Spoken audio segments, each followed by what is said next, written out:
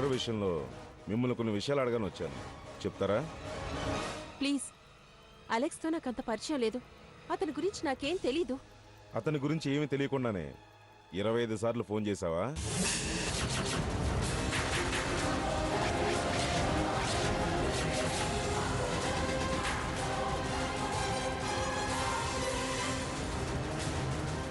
ఈ వీడియో చూసావా?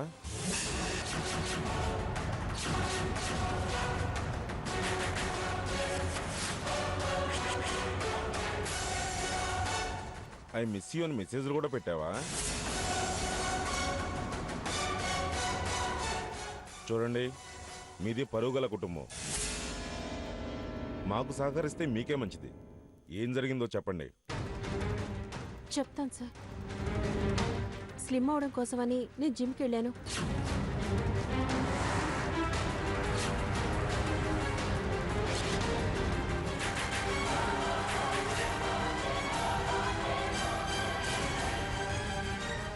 అందుకే ఫోన్ చేశాను. కానీ ఈలోపే అలెక్స్ చనిపోయాడని తెలిసి ఎక్కడ మీరు మా ఇద్దరి సంబంధం బయట పెడతారని భయం వేసింది. ప్లీజ్ సార్, ఈ విషయంలో నన్ను వదిలేండి సార్. మీకు డబ్బు కావాలని ఒక లేడీ ఫోన్ చేసిందన్నారుగా, ఆ నెంబర్ ఉందా? ఉంది సార్. చెప్పు. 98490.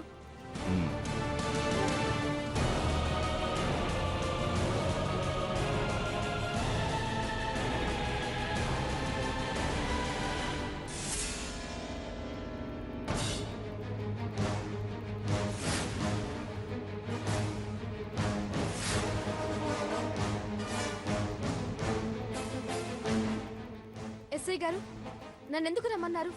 రోసీ గారు, ఎలా ఉన్నారు? నేను ఆఫీస్కి వెళ్ళాలి. విషయం ఏంటో చెప్పండి. అబ్బే ఏం లేదండి. అలెక్స్ మర్డర్ విషయంలో మాకు కొన్ని డౌట్స్ ఉన్నాయి. అవి మిమ్మల్ని అడిగి క్లారిఫై చేసుకుందామని. ఆ అలెక్స్ గురించి నాకేం తెలుస్తుంది? జస్ట్ అతను జిమ్ ట్రైనర్ అంతే.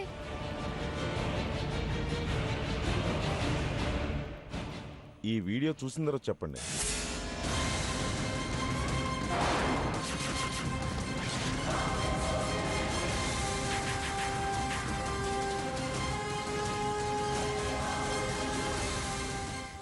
ఏమీ తెలియకుండా అంత క్లోజ్గా ఉన్నారా?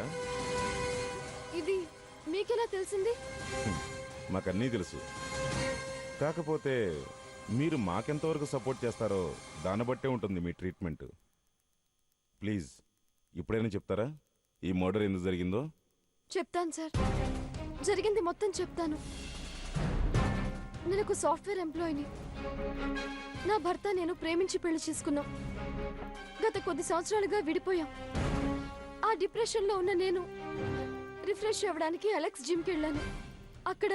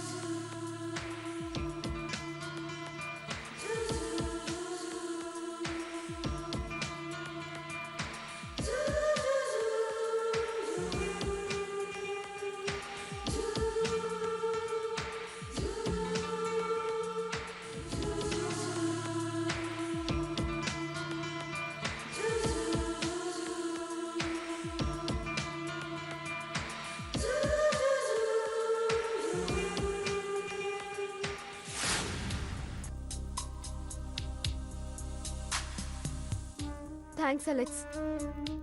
చాలా రోజుల తర్వాత మళ్ళీ నీ వల్ల ఆనందంగా ఉన్నాను. మేడం, ఈ విషయం అందరికీ తెలిస్తే నా పరుగు పోతుంది. జరిగింది చాలు. నాకింత ఆనందాన్నిచ్చిన నిన్ను నేనెందుకు వదులుకుంటాను? నీకే ప్రాబ్లం రానివ్వను. సరేనా? బాయ్.